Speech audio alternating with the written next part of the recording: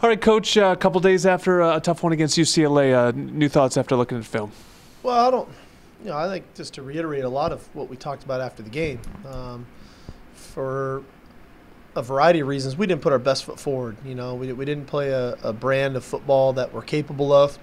That always starts with coaching with me, and it gets to the players, and it gets to the factor of motivating players so that they're in a great frame of mind, focused, attentive to the details, and excited and confident and ready to play, and that just didn't occur the other night.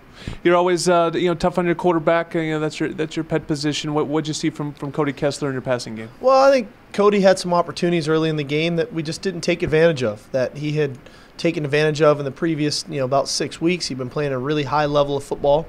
For a variety of reasons, that didn't happen. I think their pass rush got to him a little bit.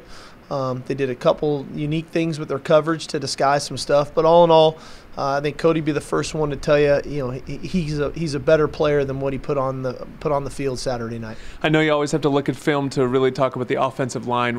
What did you see from them?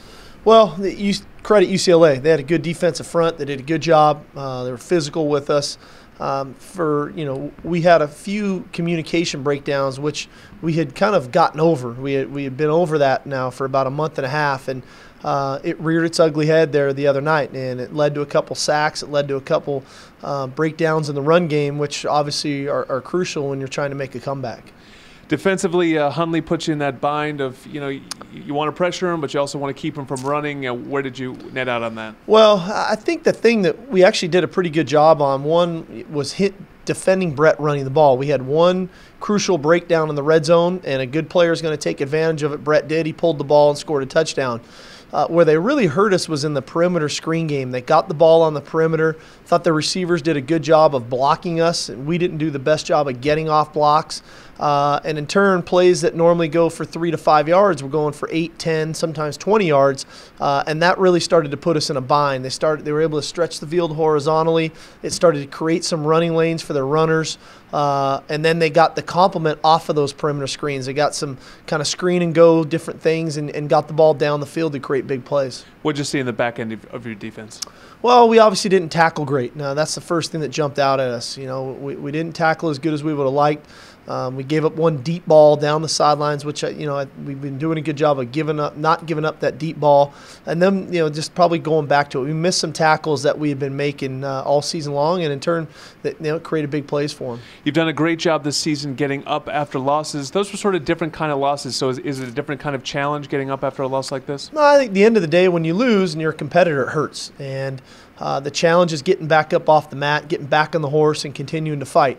And I believe in the leadership of this team. I believe in the coaching staff that will do just that. Now we look at Notre Dame. Everett Golson is a really dangerous player, puts up big numbers, but he has been turning it over a lot. How do you get him to turn it over, and what do you see from him? Well, you got to try to get pressure on him. Everett is a really talented guy. He's very athletic. You see it, and he gets out of the pocket, makes plays down the field. He's got some really good wideouts to throw the ball to, big physical guys. So we need to try to get into his face. We can't let him sit in the pocket and see clearly. We need to make it as difficult as possible on him. Defensively, what do you see from Brian Kelly's team? Well, good up front. Again, another talented front. I know they're battling a few injuries here as of late. We'll see who bounces back for them. But they're good up front. They're very aggressive defense.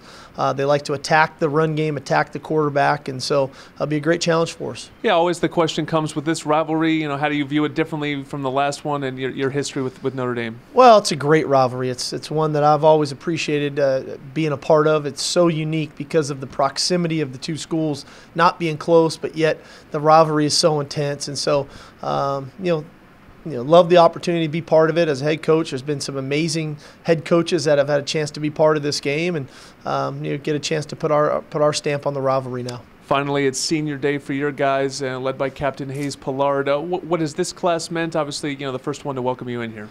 Well, I think I'm thankful for these guys, Hayes Pollard, Randall Telfer, these guys that came to USC with hopes of winning national championships and being part of something uniquely special, and then get hit with sanctions and really chose to stay here through the toughest of times, and thankful for what they've given to the program.